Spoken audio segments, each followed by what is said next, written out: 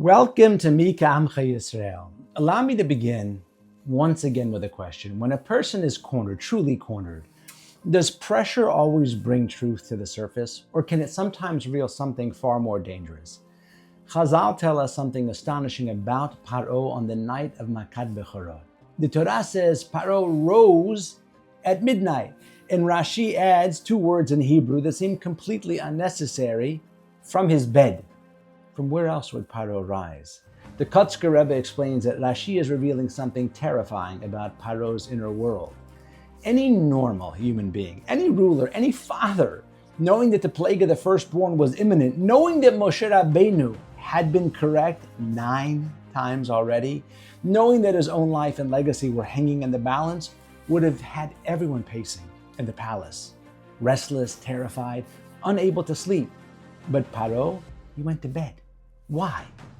Because sleep wasn't calm, it was defiance. To remain awake would have meant fear. Fear would have meant doubt. And doubt would have meant conceding that Boray Olam was indeed real and greater than him. Pharaoh was not an atheist. As we all know, there are no atheists in the proverbial foxhole. Chazal tell us explicitly Pharaoh believed Boray Olam existed. But he believed something else more deeply. He believed that he himself was God. To stay awake that night would have been an admission of failure. It would have been surrender. So Pharaoh chose to sleep. Not because he was peaceful, but because acknowledging reality would have shattered the illusion that he had spent a lifetime protecting. Rabbi Eliezer Bloch Zatzal explains that Pharaoh's behavior defies all logic. That it is until you understand one thing. Ego doesn't crumble under pressure, it calcifies. That is why Pharaoh didn't kill Moshe Rabbeinu, even though he killed Jewish infants without hesitation. Because killing Moshe would have been an admission that Moshe actually mattered. And Pharaoh needed Moshe alive to prove, at least to himself, that he was still in control.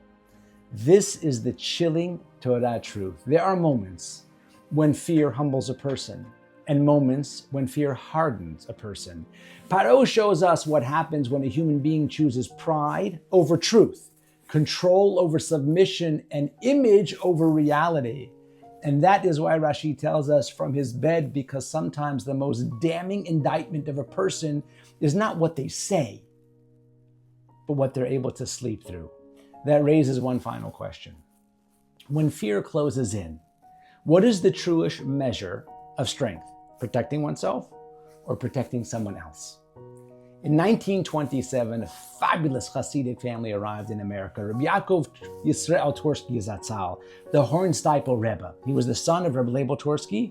He was the son-in-law of the Bubba Rebbe. Eventually, he settled in Milwaukee, Wisconsin. He became a towering presence. Jews of every background sought him out. Judges consulted him.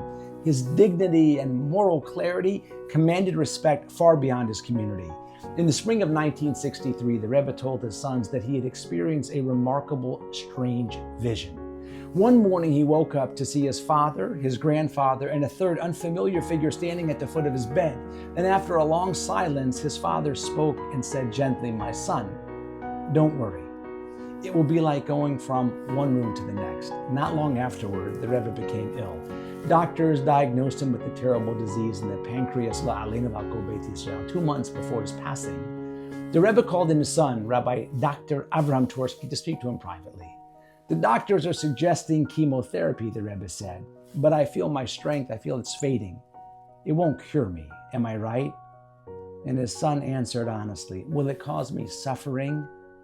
Again, his son answered honestly. The Rebbe sat quietly and said, "Then there's no reason to do it. If it won't help, and it's only going to cause me pain, it's a beracha levatala. I'll decline it." And his son immediately agreed. At that same moment, outside the room, the Rebbetzin was speaking with the attending physician. The doctor told her chemotherapy might very well extend her husband's life somewhat. She entered the room and said, unaware of the earlier conversation, "I want you to have the chemotherapy." When the doctor returned and asked, "So, shall we proceed?" the Rebbe answered without hesitation, "Yes, absolutely." Later, Rabbi Dr. Twersky asked his father, "Why did you change your mind?" The Rebbe replied calmly, and I quote, "We both know that the chemotherapy will not cure me.